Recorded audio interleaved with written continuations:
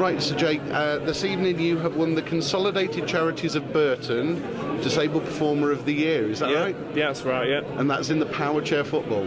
Yeah, coaching and playing. Coaching and playing? Yeah. So do you, how many people are in your team? 6 in my team. Yeah. And 12 in my coaching team that I coach. So. And what, I mean, is it in this kind of chair that you would play, or is it a specially adapted one? Special chair, yeah. And so it's got like a bumper on and stuff like that, really. Well, I've heard it's quite violent anyway, that you're bashing everyone out of the way. Yeah. And do you actually find that you can get into fights on there as well when you're playing? No, not really. Because you know everyone really, so you're friendly with everyone. And obviously this evening there's a lot of people here in the football club. Is there anything that you find that excels with Staffordshire that helps you as a player? There's a lot of people that I know that sends funding to clubs around the area, so and there's a lot of regional officers in this area to deal with wheelchair football in this area. So. Yeah. And as you progress throughout the next year, obviously this evening everybody's winning scholarships, getting funding. We've just spoken to Megan, who's obviously done a lot of funding before. Do you find that you've got a lot of people giving you a lot of support in the area and what you do as a sport?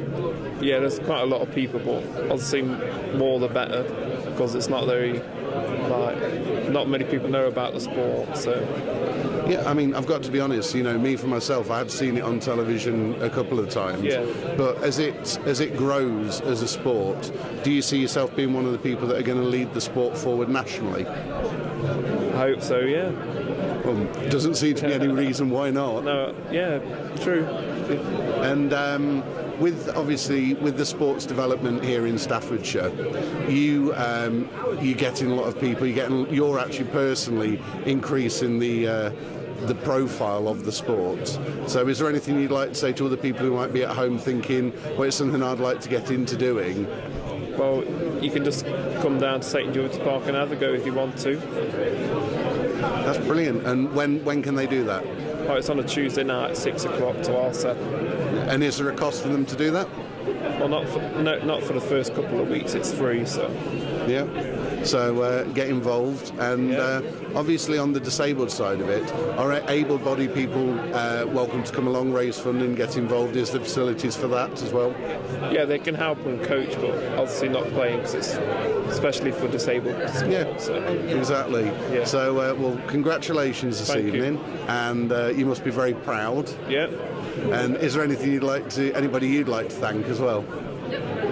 Just my family and friends that have helped me along through everything, and I'll see people higher up from Sport England, East Staffordshire Sport Development, and Burton Albion sometimes help, so that's good. Brilliant. And finally, obviously we've got a big facility here in Staffordshire, having St George's Park. Yeah. How does that help you as a sports person to be involved more with your chosen sport activity?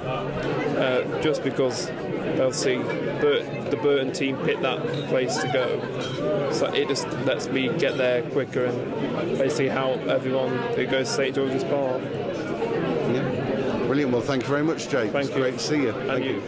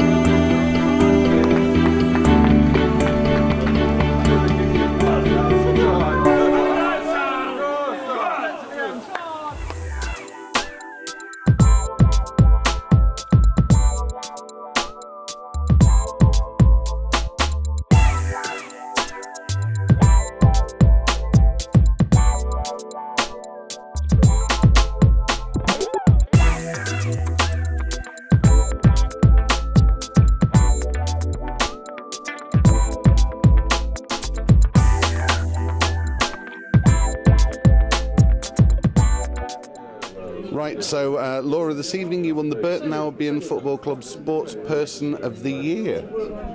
Is that right? Thank you. It is. Yeah. How do you feel?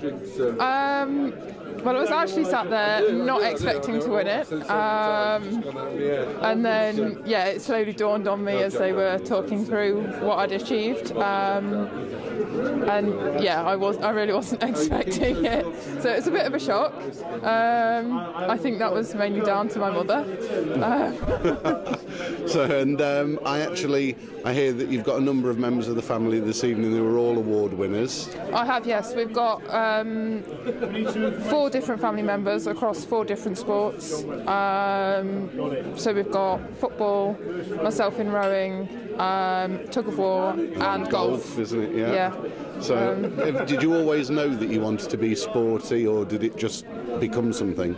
No, I wasn't really that sporty at school. I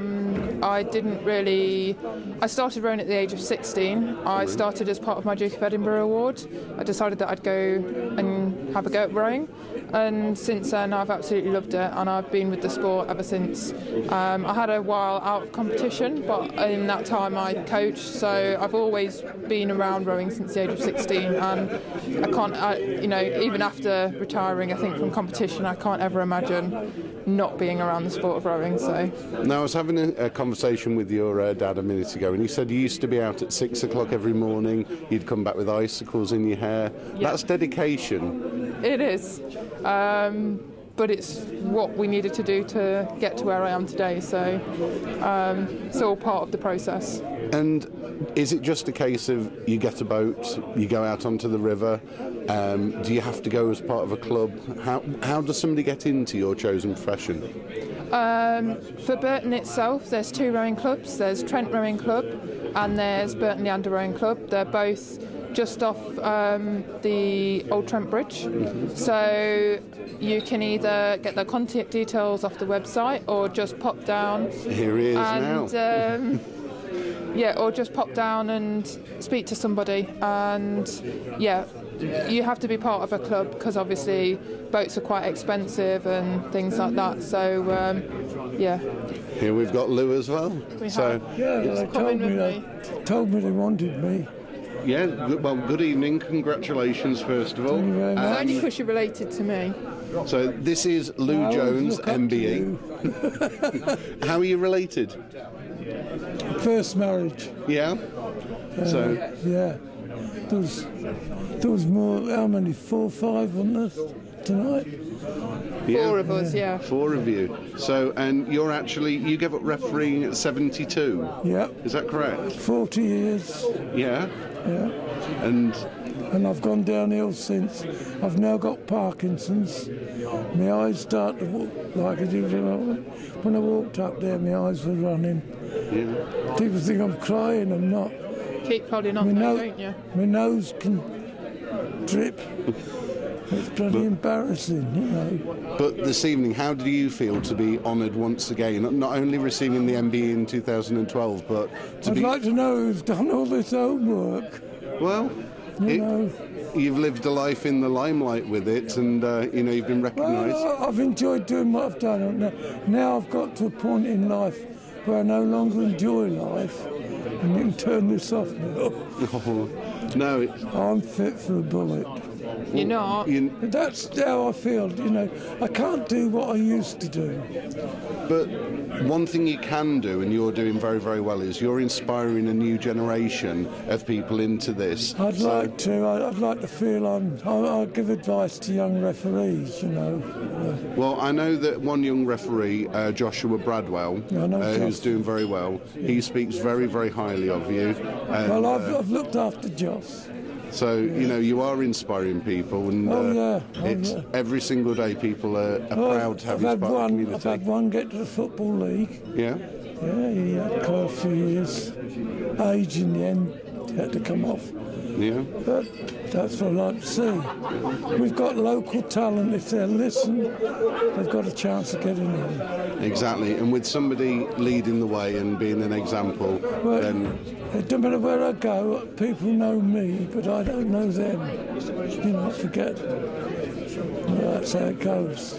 No, but thank you very, very much for everything you've done, and you are inspiring a new generation with it. Yeah, cheers. So, thank you very much. Yeah.